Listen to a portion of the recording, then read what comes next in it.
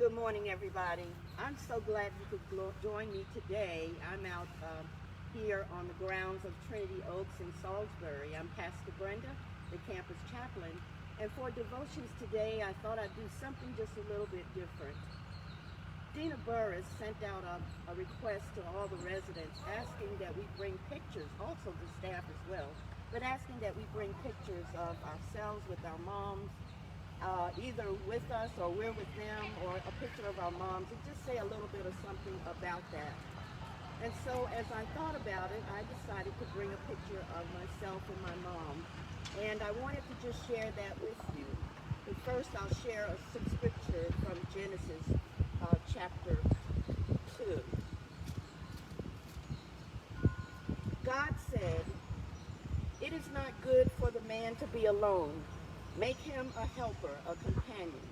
So God formed from the dust and the dirt of the ground all the animals of the field and all the birds of the air, and he brought them to the man to see what he would name them.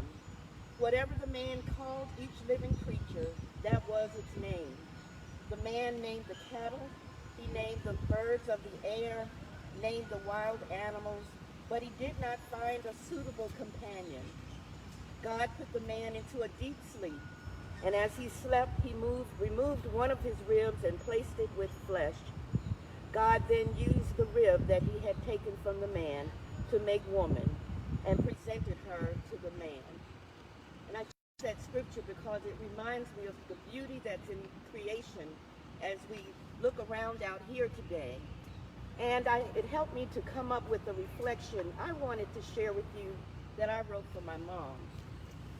I wanted to do something special this year in memory of my mother. Some of you may have met her when she would come to visit with Leon and I when we lived in the cottages just a few years ago. So in trying to decide what to write, I thought it best to write about the qualities I admired the most in my mom and other women of faith. And if you've never met my mom, let me introduce her to you through my story.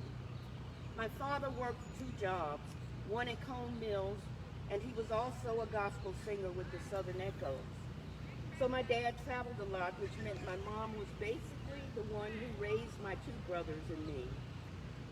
Growing up, she and I had our moments, as most mothers and daughters do. At times, I thought I knew more than she did, but as I got older, I just realized she was wiser than me, a wisdom I did not understand until years later.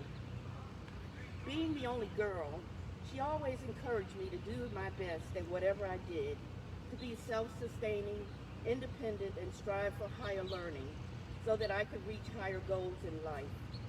She taught me things that she felt would help me have a better life than she did as a child. I remember her trying to help me write in cursive.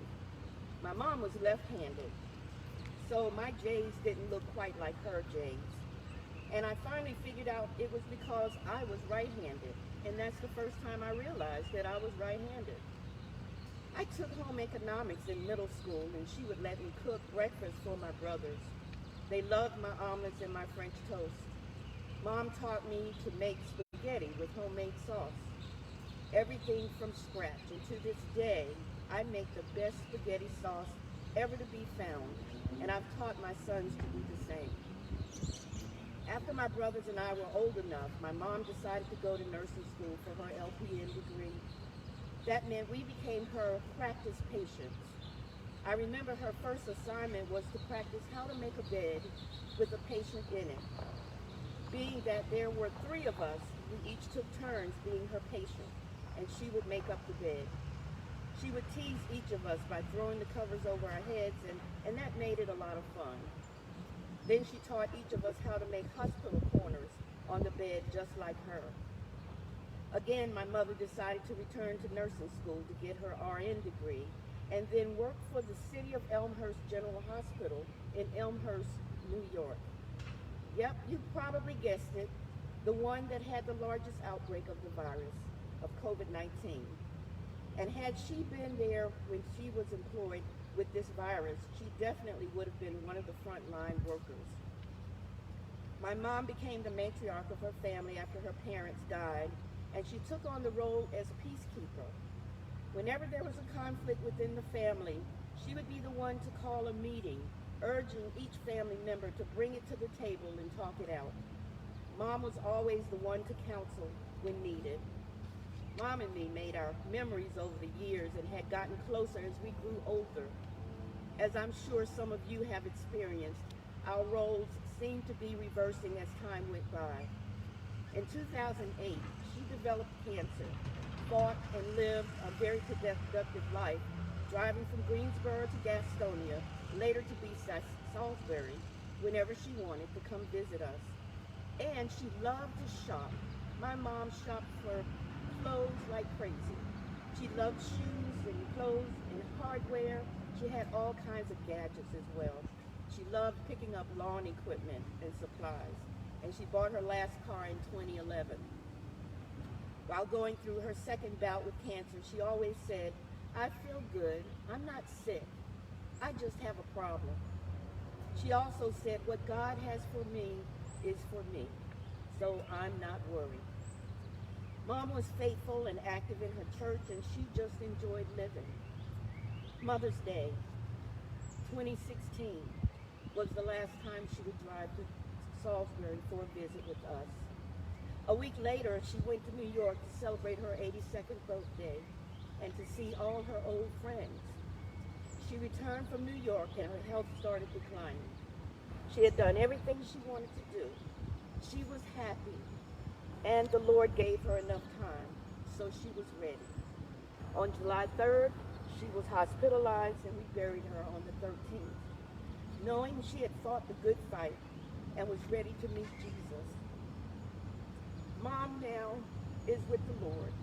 Her picture is on my dresser, and I hug it often with warm, warm thoughts of her.